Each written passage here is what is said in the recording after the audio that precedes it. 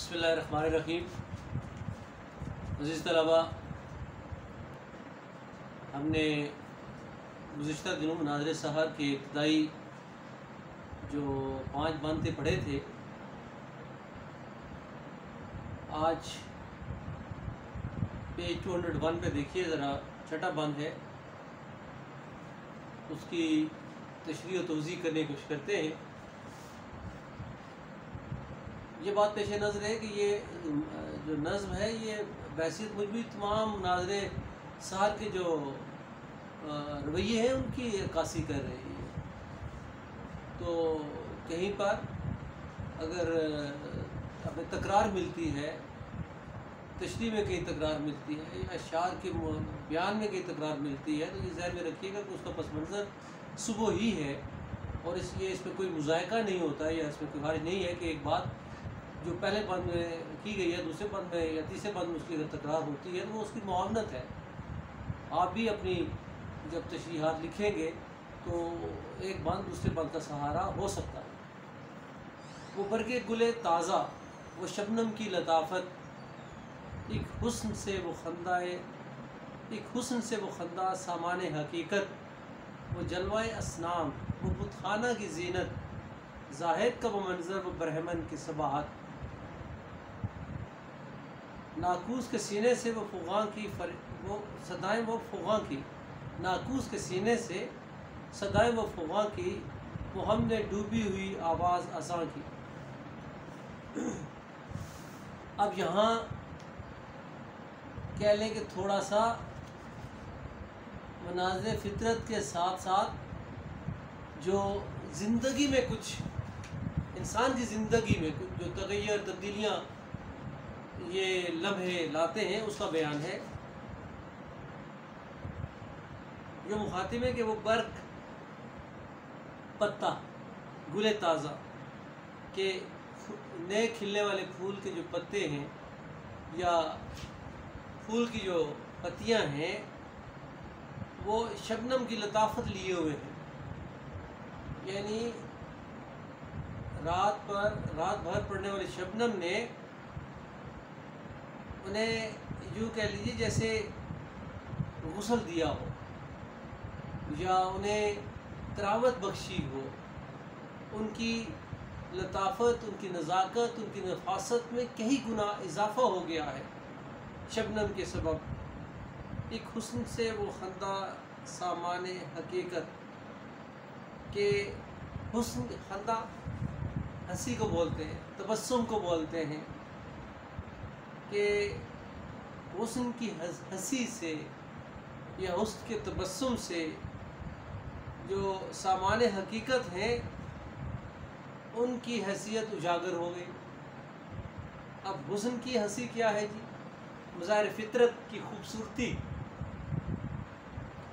یہ فطرت کی ہنسی کے مفہوم میں ہم سے لے سکتے ہیں۔ تبسم کے ہنسی، مسکراہٹ، تبسم کیا چیزیں ہیں جس سے خوشی کا تاثر اجاگر ہوتا ہے۔ انسان کی جو داخلی خوشی ہوتی ہے اس میں خارج میں جو اظہار ہے وہ تبسم یا ہنسی کی صورت ہوتا ہے۔ آپ اکثر کہتے ہیں کہ جی کہ چہرے بولتے ہیں، تو چہرے کیوں بولتے ہیں؟ کہ وہ ظاہر ہے کہ جو دل کی بات ہوتی ہے اس کا تاثر چہروں پر آتا ہے۔ تو ایسے ہی جو کائنات میں فطرت کا حسن ہے، اس حسن نے ماحول کو انتہائی خوبصورت بنا دیا ہے، اور کائنات کے حسن کی حقیقت اجاگر ہو گئی ہے، یعنی کہ مظاہر فطرت، زمین، آسمان، پہاڑ، درخت، پرندے اور یہ سب چیزیں جو ہیں ان کی حقیقت، یعنی کہ ان کا حسن صبح کے اوقات میں دو چند ہو جاتا ہے۔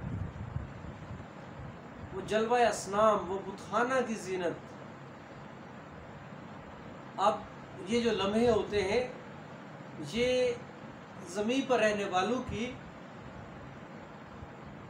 زندگی پر کس طرح اثر انداز ہوتے ہیں، ذرا اس کی تصویر کشی دیکھیے گا۔ جلوہ اسنام، صنم محبوب کو بولتے ہیں، محبوب کے جو جلوے ہیں وہ قابل دید نہیں ہے. وہ بت خانہ کی زینت، بت خانہ کا حسن بھی دو چند ہو جاتا ہے. اس کا پھر آگے اس پہ وضاحت کرتا ہوں. زاہد کا وہ منظر، نیکوکار جو لوگ ہوتے ہیں ان کی عبادت کے اپنے ہی انداز، اپنے ہی طور طریقے ہیں. وہ برہمن کی صباحت، خوبصورتی، حسن جو ہے وہ، یا یوں کہیے کہ اس کا جو انداز زندگی ہے، اس کے رویے جو ہے وہ اس لمحے قابل دید ہوتے ہیں، دیکھنے کے قابل ہوتے ہیں. تو بنیادی مفہوم یہ بنتا ہے کہ یہ وہ لمحے ہیں جب کسی بھی مذہب سے تعلق رکھنے والے لوگ، کسی بھی نظریے سے تعلق رکھنے والے لوگ جو ہے وہ اپنے خالق کے، اپنے پالن ہار کے، اپنے محبوب کے خود کو، اس سے اپنے محبوب سے خود کو قریب تر جانتے ہیں. یعنی کہ جو لوگ مسجدوں میں عبادت کرتے ہیں،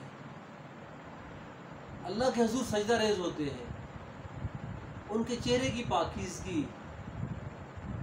ان کی عبادت میں خشوع و خضوع، ان کے رویوں میں جو ایک تقدس یا شائستگی کا ایک رویہ جھلک رہا ہوتا ہے، وہ، اور سب سے بڑھ کر عاجزی اور انکسار کا رویہ، شکر کا رویہ، یہ لمحے اس کا اظہار کرتے دکھائی دیتے ہیں.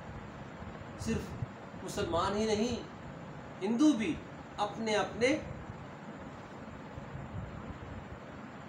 معذرت چاہوں گا، ہندو بھی اپنے اپنے طور، اپنے اپنے انداز میں بتوں کی پرستش کرتے ہیں.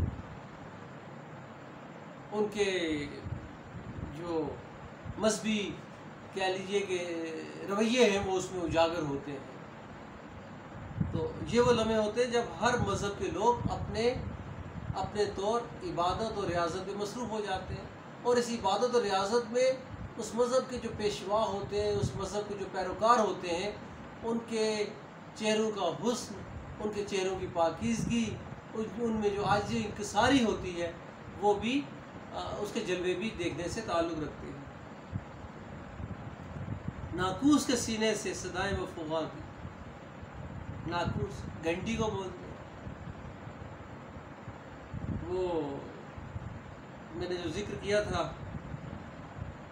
حفیظ جالندھری کی نظم جلوہ سحار میں، یہ رویہ زیادہ نمایاں ہے، اس کو ضرور دیکھیے گا. یہ ناقوس اور سنکھ، یعنی کہ یہ وہ، جس طرح ہم مسلمان اپنی عبادت کے لیے بلانے کے جو ہمارا واحد طریقہ ہے وہ اذان ہے. جب مساجد میں اذان ہوتی ہے، اللہ اکبر کی صدائیں بلند ہوتی ہیں، وہ میرے لیے، آپ کے لیے یہ پیغام ہوتا ہے کہ ہم عبادت کے لیے اللہ کے حضور سجدہ ریز ہونے کے لیے مساجد کا رخ کریں. گھروں میں رہنے والے اللہ کی عبادت کے لیے، اللہ کے حضور سجدہ ریز ہونے کے لیے تیار ہو جائیں.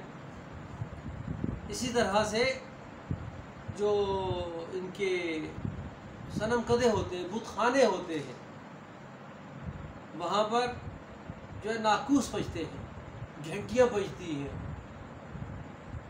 کہ لوگ جو ہے وہ اپنے مذہب کی جو عبادت ہے اس کے لیے تیار ہو جائیں. وہ ہم نے ڈوبی ہوئی آواز اذان کی. اسی طرح سے مسلمان ہم میں ڈوبی ہوئی آواز، اللہ کی حمد و ثنا میں ڈوبی ہوئی آواز ہوتی ہے اذان کی. اللہ اکبر، اللہ اکبر کہ جب صدا بلند ہوتی ہے تو آپ نے دیکھا ہوگا کہ ہماری روزمرہ زندگی کے معمولات میں بھی ایک تھوڑی سی تبدیلی ضرور آتی ہے. کہ روزمرہ کام کاج میں کچھ مطلب یہ احساس ضرور اجاگر ہوتا ہے کہ اللہ کی طرف بلایا جا رہا ہے، اللہ کی حمد و ثنا کے لیے بلایا جا رہا ہے، عبادت کے لیے بلایا جا رہا ہے. نماز عبادت کا ایک مکمل اور ایسا مکمل تاثر ہے، ایسی مکمل عبادت ہے جس میں انسان کی عاجزی، انکساری اور اللہ کی بزرگی اور برتری کا برملا اظہار ملتا ہے۔ بڑے بڑے جابر، متکبر انسان، حکمران بھی سجدہ ریز ہو جاتے ہیں۔ ان کا سجدہ ریز ہونا اللہ کی بزرگی و برتری کا اعتراف ہے، اور پھر وہ جو ہم سبحان ربی العظیم کہتے ہیں کہ اللہ عظمتوں والا ہے، اور ہم یہ کہتے ہیں جب سجدہ ریز ہو کر جو اس کی بزرگی و برتری کا اعتراف کرتے ہیں کہ اللہ سب سے بزرگ و برتر ہے، سب سے اعلیٰ ہے، تو یہ بھی اس کی حمد و ثنا ہے کہ ہم خشوع و خضوع کے ساتھ، خلوص دل کے ساتھ اپنی عاجزی کا اظہار کرتے ہیں۔ آپ دیکھ لیجئے کہ نماز کے سوا سجدہ ممنوع ہے، اس کی اجازت نہیں ہے، صرف اللہ کو ہی سجدہ کیا جا سکتا ہے، اللہ کے حضور ہی سجدہ ریز ہو سکتے ہیں۔ تو یہ ایک پیرایا۔ اگلا پن دیکھیے گا ذرا، آقا کے غلاموں سے یہ قرب کا ہنگام، دل ہوتے ہیں سرشار، فنا ہوتے ہیں آلام۔ قربت، ہنگام، وقت کے مفہوم میں یہاں استعمال کیا جا سکتا ہے کہ یہ جو لمحے ہوتے ہیں نا جی، جو صبح کے اوقات ہوتے ہیں، یہ وہ وقت ہے جب غلام اپنے آقا سے قربت لیے ہوتے ہیں یا اپنے آقا سے قربت کا اظہار کرتے ہیں۔ آپ دیکھیے کہ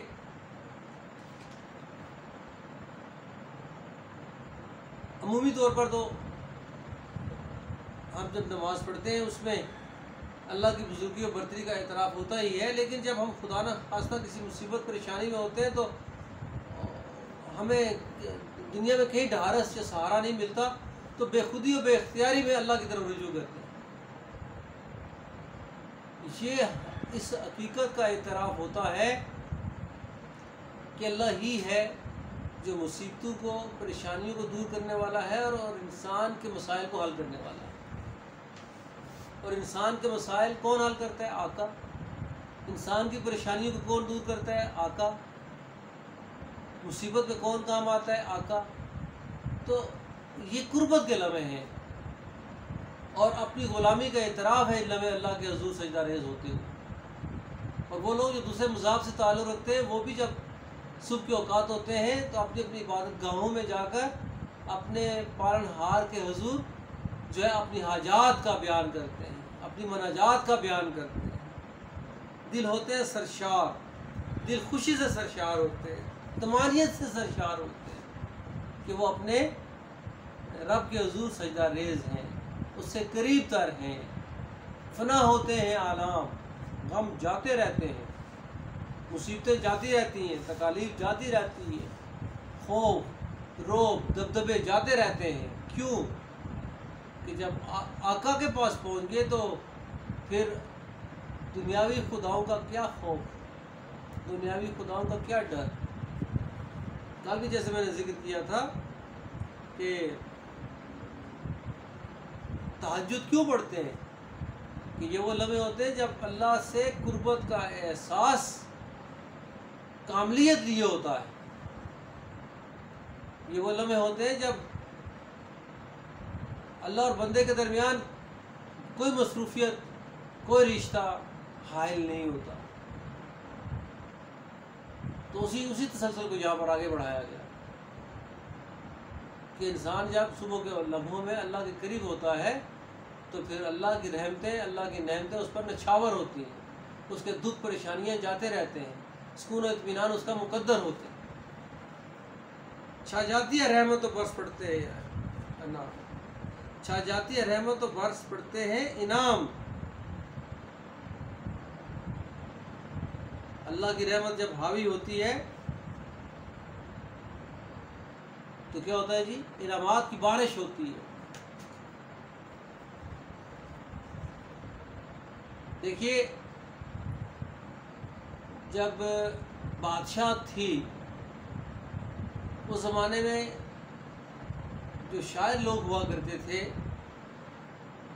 وہ بادشاہ اور اس کے کارناموں کی مدح سرائی کرتے تھے، قصیدے پڑھتے تھے۔ اور قصیدے کیوں پڑھے جاتے تھے؟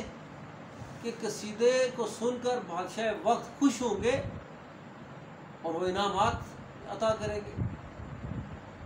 تاریخ اٹھا کر دیکھ لیجیے کہ انعامات کا سلسلہ ہے۔ تو اگر دنیا کے بادشاہ خوش ہو کر انعام دیتے ہیں تو جو کائنات کا مالک اور بادشاہ ہے وہ جب خوش ہوگا تو کیا کیا کیا کیا انعامات عطا کرے گا۔ تو یہ اس پس منظر میں بات چاہ جاتی ہے رحمت، اللہ کی رحمت کا کوئی شمار نہیں ہے۔ اور جب وہ نچھاور کرتا ہے تو پھر انعامات نچھاور کرتا جا جاتا ہے۔ اس وقت کسی طرح مناسب نہیں آرام، یہ وقت آرام کا نہیں ہے۔ ہمارے ہاں زندگی کے رویے بدل کر رہ گئے۔ صبح دیر سے اٹھنا ایک فیشن بن گیا، اور بالخصوص جب چھٹی کے دن آتے ہیں، ویکنڈ آتا ہے، تو اسے فل انجوائے کرنے کے لیے رات کو دیر سے سوتے ہیں، صبح تاخیر سے اٹھتے ہیں۔ اور شاعر یہاں پر کیا کہہ رہے ہیں کہ اس وقت کسی طرح مناسب نہیں آرام، یہ آرام کا وقت نہیں ہے، اللہ کی عبادت کا وقت ہے۔ آپ نے یہ روایت بھی سنی ہوگی کہ صبح کے اوقات وہ ہے جب اللہ پاک رزق عطا کرتے ہیں، نچھاور کرتے ہیں، سمیٹنے والے اس کو سمیٹتے ہیں۔ جو رزق ہے اس کو سمیٹنے والے سمیٹتے ہیں۔ اللہ پاک عطا جو کر رہے۔ اب سوچئے کہ اگر کوئی شکوہ یہ کرے کہ جی مجھے تنگ دستی ہے، مشکلات کا سامنا ہے، تو آپ اگر اس کی زندگی کا جائزہ لیں گے تو آپ کو پتہ یہ چلے گا کہ وہ تاخیر سے اٹھتا ہے اور اللہ کے حضور سجدہ ریز نہیں ہوتا، عبادت نہیں کرتا۔ طلبہ بھی جو ہے نا، اکثر آپ نے دیکھا ہوگا کہ یہ شکوہ کرتے دکھائی دیتے ہیں کہ پڑھا نہیں جاتا، جب پڑھنے بیٹھتے ہیں تو سستی طاری ہو جاتی ہے، اور وغیرہ وغیرہ بے شمار جواز۔ وجہ کیا ہے؟ وہ بھی سر رات جاگتے ہیں، صبح اٹھنے کا نام نہیں لیتے، اور جب صبح اٹھیں گے نہیں تو اللہ کی رحمت، اللہ کی نعمت کہاں سے ملے گی؟ تو یہ اللہ کے حضور سجدہ ریز ہوں تو بگڑی بن جاتی ہے۔ رونے میں جو لذت ہے تو آہوں میں مزہ ہے۔ کیا خوبصورت بات کی ہے۔ بچہ جب روتا ہے، ماں باپ سے جب کوئی چیز مانگتا ہے اور ماں باپ توجہ نہیں دیتے تو کیا کرتا ہے؟ وہ روتا ہے، احتجاج کرتا ہے نا، تو ماں باپ اسے توجہ دینے پر مجبور ہو جاتے ہیں۔ تو اللہ پاک تو جو ہے وہ یہ روایت بھی مستند روایت ہے کہ وہ اپنے بندوں سے 70 ماؤں سے پڑھ کر پیار کرتا ہے۔ تو جب انسان اللہ کے حضور ہچکیاں باندھ کے روئے گا، گڑ گڑائے گا، آہوزاری کرے گا، تو آپ کا کیا خیال ہے؟ وہ اسے عطا نہیں ہوگا؟ ہر چیز عطا ہوگی، لیکن وہ کہہ رہے بات کیا ہے کہ رونے میں جو لذت ہے کہ اس وقت میں جو اللہ کے حضور جا کر جو آپ روتے ہیں، آہیں بھرتے ہیں، آہوزاری کرتے ہیں، اپنی عاجزی کا اظہار کرتے ہیں، اس میں جو مزہ ہے نا، اس سے بڑھ کر شاید ہی کسی چیز میں مزہ ہے۔ اقبال کو پڑھاتے ہوئے جیسے ذکر نہیں کیا تھا کہ وہ آہ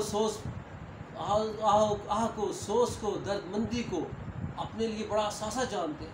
کہتے خدائی اگر مجھے ملے تو میں وہ گوارہ نہ کروں۔ جو اللہ کے حضور رونے میں مزہ ہے، جو اللہ کے حضور سجدہ ریز ہونے میں مزہ ہے، وہ مزہ کسی اور چیز، کائنات کی کسی اور لذت میں نہیں۔ اے روح خود ہی چھوڑ کے نزدیک خدا ہے، اے روح، یہاں پر ایک خطابیہ انداز ہے۔ روح انسان، اے انسان خود ہی چھوڑ، خود ہی کیا، خود ہی یہاں پر دنیا کی محبت، نفسانی خواہشات ہو سکتی ہے نا۔ ہم میں سے ہر انسان नफसानी ख्वाहिशात में बंधा हुआ है। कभी रिश्तों की मोहब्बत, औलाद की मोहब्बत, ऐशो इशरत, शान शौकत, इक़्तिदार का नशा, हवस, ये सब वो हमारी मोहब्बतें हैं जिसके लिए हम अपनी ज़िंदगी को एक दौड़ में तब्दील कर देते हैं और इस दौड़ में अल्लाह को भूल जाते हैं। तो यहाँ पर वो कह रहा है कि खुद ही को छोड़, अपने गुरूर को छोड़ दे यार, अपने तकब्बुर को छोड़ दे, दुनिया की मोहब्बत को छोड़ दे। क्यों? नज़दीक खुदा है। ये लम्हे तो वो है जब खुदा नज़दीक है, और जब सब कुछ देने वाला तुम्हारे पास है तो अतराफ़ में क्यों देख रहे हो? अतराफ़ में तुम्हारी ख्वाहिशात की तरजीहात क्या है? तो लिहाजा ए इंसान, अल्लाह की मोहब्बत के लिए, अल्लाह की कुर्बत को पाने की जुस्तजू में मगन रहे, इसी में तो सुरखरू होगा। तो यूँ ये जो अशार अपनी कामलियत पाते हैं, तशरीहात बढ़िया तक मुकम्मल होती हैं। एक बात ज़हन में रखिएगा कि जहाँ पर आपको अशार की तशरीहात में याद करने में दिक्कत पेश आए और कुछ अशार बंद आपको याद हो जाते हैं, तो आपने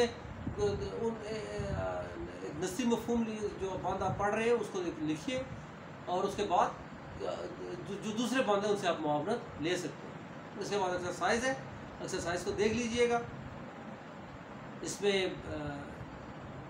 जो है वो बाकी सवाल तो बिल्कुल वाज़ेह हैं, जवाबात बिल्कुल वाज़ेह हैं और 2 तलमीहात की निशानदी की जो है मांगी गई है और वज़ाहत की जो है उसके आगे उसकी पेश कीजिए। मैंने कल भी वज़ाहत की थी 2 तलमीहात बिलखुसूस नगमा दाऊद और पहरान यूसुफ। नगमा दाऊद मैंने बताया था कि हज़रत दाऊद अलैहिस्सलाम जब ज़बूर पढ़ा करते थे तो उनकी आवाज़ में इतना तरन्नुम, इतना सोस, इतनी तड़प हुआ करती थी कि कायनात की हर शय जामद हो जाती और वो उसको सुनना शुरू कर देती। परिंदे जो है वो अगर फ़ज़ा में परवाज़ कर रहे होते तो वो उस परवाज़ में भी जो है वो क्या कह लीजिए कि हज़रत दाऊद अलैहिस्सलाम के हम आवाज़ हो जाते। और यानी कि अल्लाह पाक ने जो उनको सोस तड़प दी थी उनकी आवाज़ में, उसकी जो तिलावत करते थे वो उसमें कायनात का एक हुस्न, उसमें कायनात का एक सोस पोशीदा था। दूसरी तलमीज़ जो है वो पहरान यूसुफ, हज़रत यूसुफ अलैहिस्सलाम के हवाले से है कि हज़रत यूसुफ अलैहिस्सलाम जब 11 साल की उम्र में तकरीबन जब अपने वालिद हज़रत याकूब अलैहिस्सलाम से जुदा हो जाते हैं और फिर वो मिस्र पहुंच जाते हैं और मिस्र में जब वो कह लेंगे ज़माने के नशे व फराज गुजरने के बाद वो इक़्तिदार पर बैठते हैं और उनके भाई जब वहाँ पहुँचते हैं तो वो उनको अपनी कमीज़ देते हैं कि ये अपने वालिद साहब को दीजिएगा। तो वो पहरान यूसुफ उस एतबार से कि जब वो उसको लेके कमीज़ को लेके चलते हैं और अपने इलाके, अपने शहर, अपने मुल्क के नहान से काफ़ी कितने ही किलोमीटर दूर होते हैं तो हज़रत याकूब अलैहिस्सलाम को उस कमीज़ की खुशबू पहुंच जाती है और उन्हें पता चल जाता है कि ये यूसुफ के लिबास की या हज़रत यूसुफ अलैहिस्सलाम की खुशबू है। और जब कमीज़ उनके पास पहुंचती है उसे अपनी आंखों से लगाते हैं, जो रो कर वो अपनी बिनाई खो चुके हैं, तो अल्लाह पाक उन्हें शिफा देते हैं, उनकी बिनाई वापस आ जाती है। ये तो 2 तरमीहात हैं, इनको ज़हन में रखिएगा। इंशाअल्लाह ताला कल नए मौजू के साथ फिर आपसे मुलाकात होगी। तब तक इजाज़त, अल्लाह हाफ़िज़।